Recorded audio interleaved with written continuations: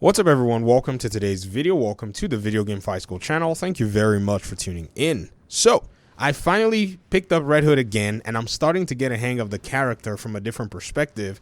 So shout out to you guys here in the comment section that said, hey, go ahead and start using some of these as momentum abilities.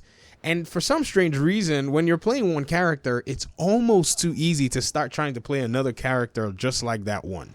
So I have some gameplay footage for you guys here. I'll let it run over the course of the video and afterwards. But what I realize is this character is very gun heavy. Like in the end game, you're speccing so that your melee abilities and your ranged abilities are pretty much going to be hitting as hard as possible. So I decided that rather than go with status effects with him, that I just go with crits. And boy, does he deal a lot of damage. I don't have my damage numbers up because I don't really like playing with the health bars as much as it's fun, to be able to realize when you're doing your grab strikes. You're going to realize I don't do any grabs in the game. Basically, I just go with a lot of my other moves that I'm just critting everybody. But if you want to actually enjoy Red Hood, using those grab concussive grenades are an entirely different paradigm. I actually did use them in some other gameplay that I did the other day. I think it was like yesterday. I recorded it, but it's not going to be in this particular footage. And it's quite enjoyable, especially when you've unlocked the fact that it can actually, pretty much plant a few more of those concussive grenades. It really changes the entire character. And I don't know, I think it's kind of OD, man. I mean, I thought Batgirl was, OD. I thought Robin was insane. But seeing the way Red Hood is actually just coming to shine, I'm just walking through a lot of these, very hard missions like they're a cakewalk, because he's just basically hitting as hard as possible as, you're dealing with the enemy NPCs. Now, I'm probably going to eventually have to master my buttons. Those have been the biggest challenge, man. I'm hitting some inputs that I don't really want to hit, but I need to basically go back and kind of remap my brain. And this is the fun thing I like about Gotham Knights. All the different knights are probably like a fighting game roster in a very interesting way. It's not as deep as a fighting game, but each one of them plays so differently, and their buttons are mapped, somewhat similar in terms of momentum abilities. But then you have to kind of realize that, okay, this character's AoE momentum ability is different from this character's button mapping for their AoE ability. Example is if you are playing Batgirl compared to, say, Red Hood, there's a different, mapping for it, whether you're holding the button down or whether you're tapping the button. And these are very interesting gameplay dynamics that really keeps the game very fun and interesting. So it's just this loop that the developers have put together. How I wish anyone would have actually talked about this as the game, initially came out. But I'm sure those of you who are jumping into the game right now, who are very new, you're starting to see that the game has that complexity.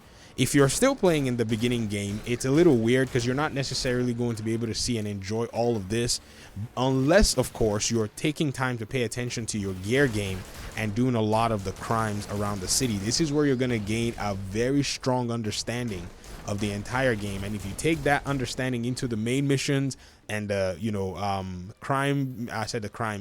most wanted missions or the side bosses, you're going to pretty much see how that's going to definitely work for you. And again, because of the power fantasy, you can level up to like level 30 even before you beat the base game, and even hit level 40 even before you beat New Game Plus, which I'm at New Game Plus right now, and I think the only thing I have left is Talia's mission. But I just want to play the entirety of the game, do all what I need to do, unlock my momentum abilities, and clean out my skill tree, and probably do the collectibles before I go ahead and fight Talia. She's not really a priority. Honestly, I don't like that boss, and I mentioned this in my review that they could have done the story better. But it is what it is. This is a team that worked at the best of their ability in the most limited circumstances after all what we heard. So I'm willing to give them a lot more grace, and I'm sure a lot of people probably are in that boat too. I know some gamers are really high-end and high taste, so maybe this might not be the game for you, but I get it. I understand. We all have our opinions. I'll get out of your hair. I recommend that you just, let me know your thoughts in the comment section and provide me more tips on Red Hood as a character. Tell me what kinds of gear that you're using that I could be looking out for, and how you're speccing this character. What a fun ride, man. The way that he actually plays and the way he destroys everybody is so funny, man. So I appreciate you guys so much, and hopefully we'll talk pretty soon in another one. Peace out.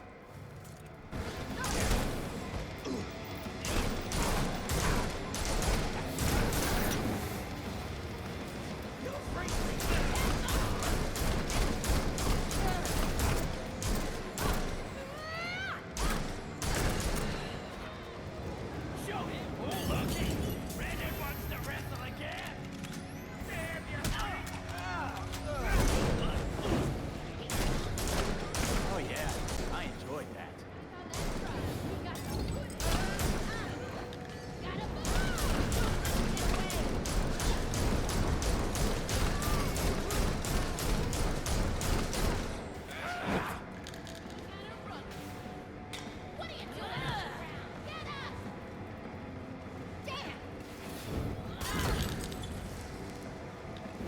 on the dance floor.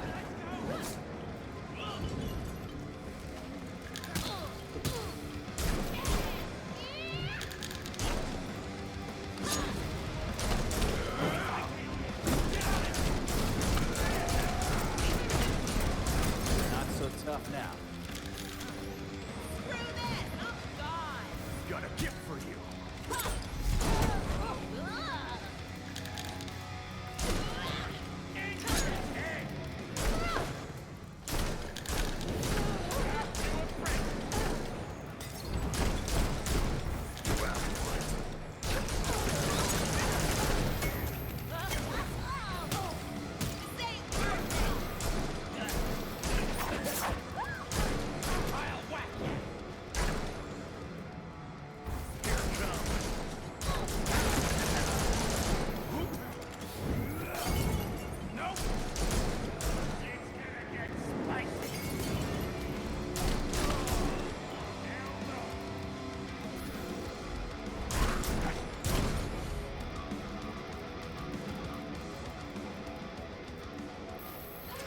Got it. Stick around and stay quiet and everything will be fine. You'll be safe if you stay quiet.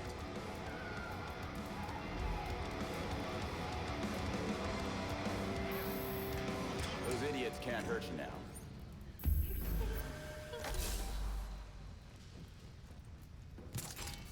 Be grateful you're still breathing.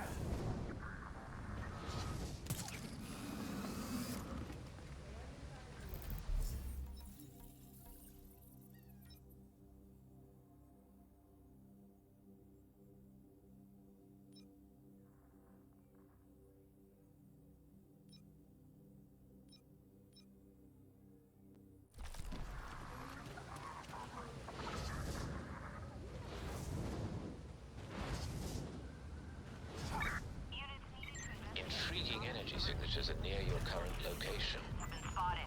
Use cover in response.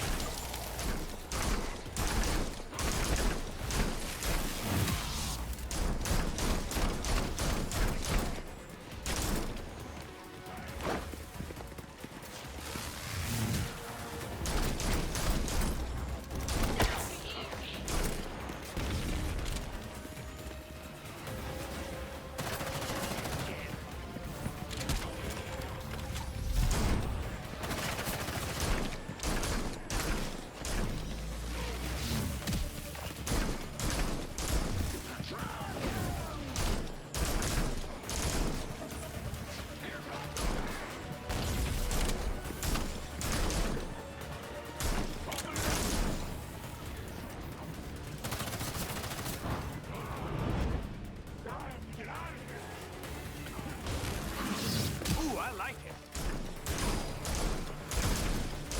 Don't even think about coming back. Idiots. They have a chance.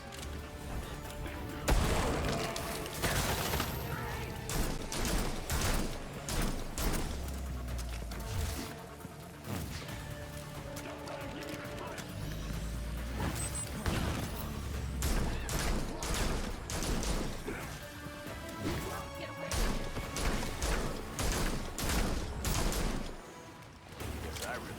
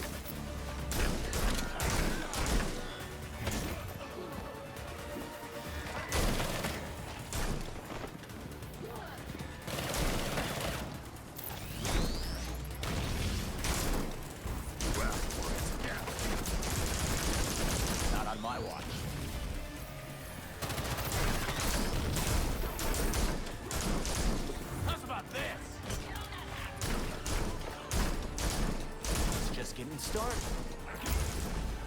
No one messes with Gotham.